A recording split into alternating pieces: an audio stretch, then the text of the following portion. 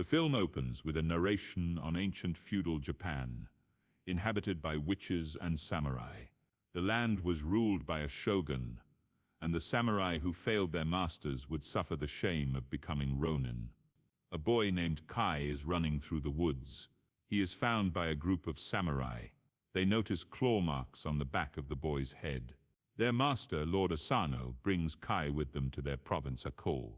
As time passes, Kai develops a relationship with Asano's daughter, Mika. The rest of the samurai dislike Kai because he is a half-breed. Years later, an adult Kai is in the woods. The samurai approach him, and they are suddenly attacked by a gigantic beast with huge antlers. The beast runs all across the forest, nearly attacking the samurai Yasuno. Kai grabs Yasuno's sword and sticks it in the beast's chest as it runs over him. It drags Kai, still holding onto the sword, until the beast falls and dies. Kai gives Yasuno his sword back, but he disrespects him because he is a half-breed.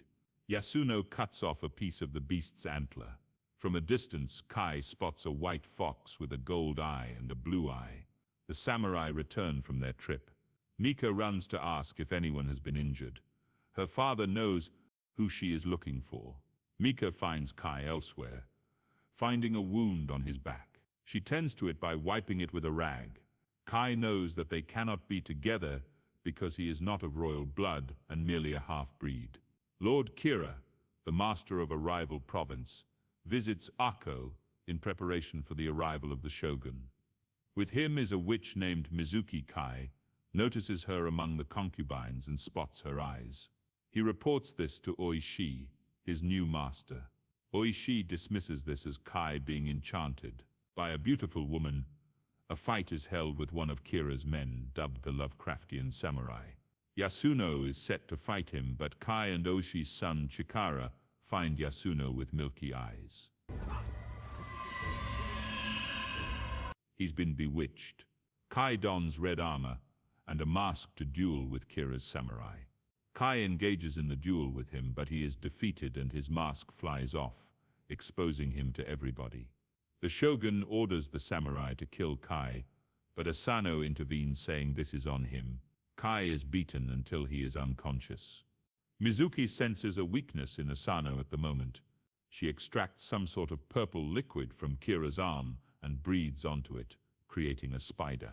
She slithers to Asano's room as he sleeps, letting the spider loose. It crawls over his face and releases the liquid onto Asano's mouth, bewitching him. Mizuki causes Asano to hear Mika screaming and calling out for him. In Asano's eyes, he sees Kira ravaging his daughter, and he cuts into his back with his sword. Asano is subdued by other men as the bewitchment wears off, and sees that Kira is not attacking Mika, because he attacked Kira, who was unarmed. The shogun sentences Asano to death. He allows him to commit seppuku, so that he may die as honorably as he lived. Asano tells Oishi he is doing this to preserve their clan, and asks him to look out for Mika. The ceremony is held for Asano to go out in a white robe to fulfill his death. Kei is not present, as he is waking up from his beating. He senses, however, that something is wrong. Mika watches as her father sticks a blade into his stomach, and then Oishi, with regret in his eyes, decapitates his master. The shogun declares that the samurai are now Ronin. Two women give Mika a vial of poison to take so she may end her suffering, but she replies that Ako has not fallen yet. Before the shogun leaves, he grants Mika a year-long mourning period before she is to be wed to Kira. He also orders Oishi and the samurai to not attempt to seek vengeance for the death of their master. Kira then orders his men to throw Oishi into the pit for fear of retaliation. A year later, Oishi is pulled out of the pit by his wife Riku and Chikara. He is tended to and is told that Kira is set to marry Mika soon. Additionally, Kai has been sold into slavery to a Dutch town. Oishi ventures into this town and finds Kai dueling with a large deformed man. Kai defeats the man and decapitates him to the cheers of everyone around. Oishi steps in, making everyone believe another duel is to take place. The two fight with their swords until Oishi tells Kai that Mika needs his help. They escape Kai, and Oishi gather up the remaining Ronin.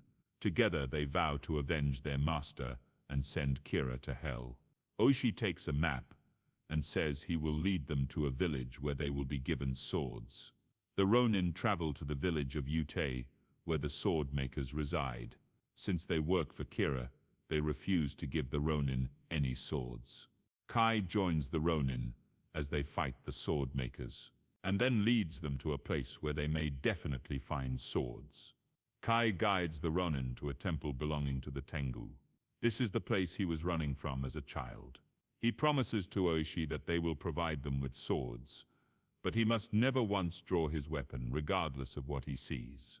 Kai goes to speak to the Tengu Lord, a man with a face like a snake. He requests the sword that is stuck in the ground, and the master tells him to simply take it. He begins to taunt Kai about his childhood, while Oishi is in the same room as the other Tengu. One Ronin pulls out his sword, and Oishi watches as the Tengu attack his men, and he never once draws his weapon. Kai fights with the master until he takes the sword and nearly decapitates him. Kai finds Oishi and tells him that they have been granted their swords because he passed his test and never took out his sword. What he saw was an illusion, and his men are safe. Mizuki disguises herself as a geisha and infiltrates a nearby village. She seduces a fellow Ronin right before the Ronin happen upon this village and are ambushed. Mizuki unleashes her fire powers to attack the Ronin while Kira's men join in the fight. The Lovecraftian samurai also steps in, killing some of the Ronin while others are burned alive.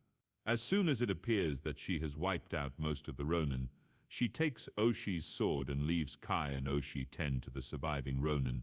One fat Ronin, Basho, confesses to Kai that as a child, he would throw stones at him. Basho apologizes to him before dying. Oishi regrets not having gone after Kira after their master's death. Mizuki goes to Mika's room as she sleeps. She taunts her with the supposed death of Kai, Oishi, and the rest of the Ronin. Mizuki slips her a knife, saying she promised not to harm her, but whatever Mika does is none of Mizuki's concern.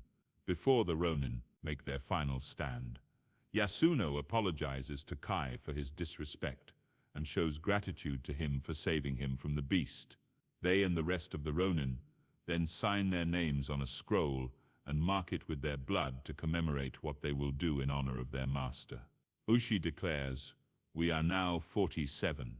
On their trip back to Akko, they encounter a band of performers. They recognize Oishi and the Ronin from their previous visit to Akko. Oishi pleads for their help. Kai and Oishi sneak into Akko with the performers as Kira and Mika's wedding is about to begin. The rest of the Ronin sneak in by climbing the walls and killing Kira's guards. A performance is put on with Oishi in disguise. He moves closer to Kira before a battle ensues between his men and the Ronin. The Ronin attack and fight back as Kira runs away with Mika. Mizuki sneaks away in the chaos.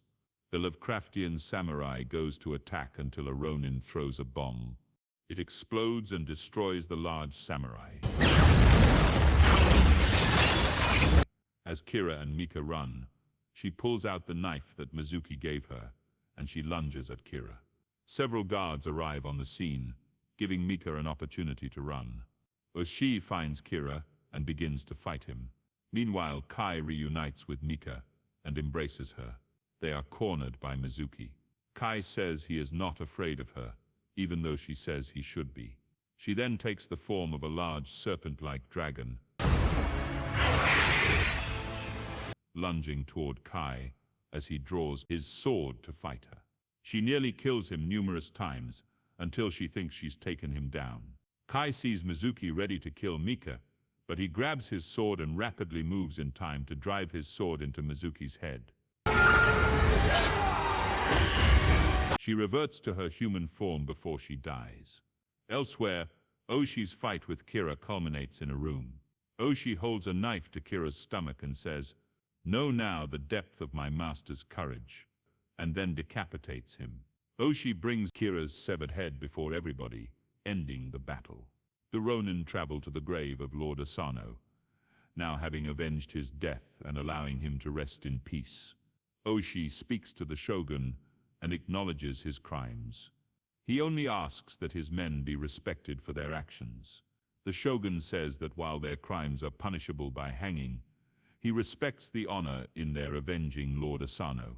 He allows them to commit honorable suicide. Oshi sheds a tear, as does Mika. Kai and Mika share one last moment together before he must die. They promise to find each other in the next life. The ceremony for the Ronin's seppuku takes place. The shogun calls Chikara out and allows him to live so that he may carry on Oishi's bloodline.